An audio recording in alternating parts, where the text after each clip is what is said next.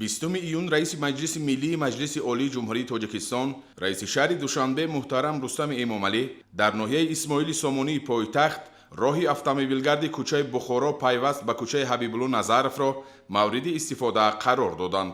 Корҳои сохтмону азнавсозӣ баҳри татбиқи нақшаи генералии шаҳри Душанбе аз 19 апрели соли 2023 оғоз ёфта буд. дарозии роҳи автомобилгард 560 метр, паҳнои 16 метр бо теъдоди хатти ҳаракат 4 адад дар ду самтро ташкил медиҳад. зимни шиносоӣ ба раиси шаҳри Душанбе муҳтарам Рустами Эмомалӣ иттилоъ дода шуд ки дар татбиқи лоиҳаи иншооти зикршуда корҳои сохтмону васлкунии хаттҳои муҳандисӣ аз қабили қубурҳои оби нӯшокӣ, корезӣ, ноқилҳои баландшиддати барқӣ, қубурҳои оби гарм, хаттҳои алоқа, равшании беруна пурра амалӣ гардидааст.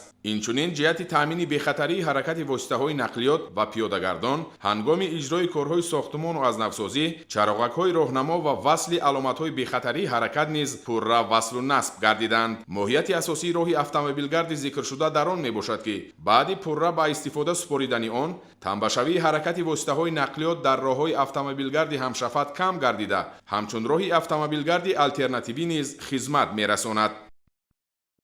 давоми рӯз раиси маҷлиси миллии маҷлиси олии ҷумҳурии Тоҷикистон, раиси шаҳри Душанбе муҳтарам Рустами Эмомалӣ бинои шуъбаи вазорати корҳои дохилӣ дар ноҳияи Исмоили Сомониро мавриди баҳрабардорӣ қарор доданд. иншооти мазкур дар масоҳати 301 сохта шуда аз 6 ошиёна бо таххона иборат мебошад. муҳтарам Рустами Эмомалӣ ба шароити фароҳам овардашуда барои кормандони мақомоти милитсия баҳои баланд дода, ҳайати шахсиро ҷиҳати таъмини тартиботи ҷамъиятӣ, саҳми фаъол гузоштан дар пешгирии ҷинояткорӣ дар пойтахт, баландбардоштани маърифати ҳуқуқии шаҳрвандон ва иҷрои дигар ӯҳдадориҳои касбӣ вазифадор намуданд.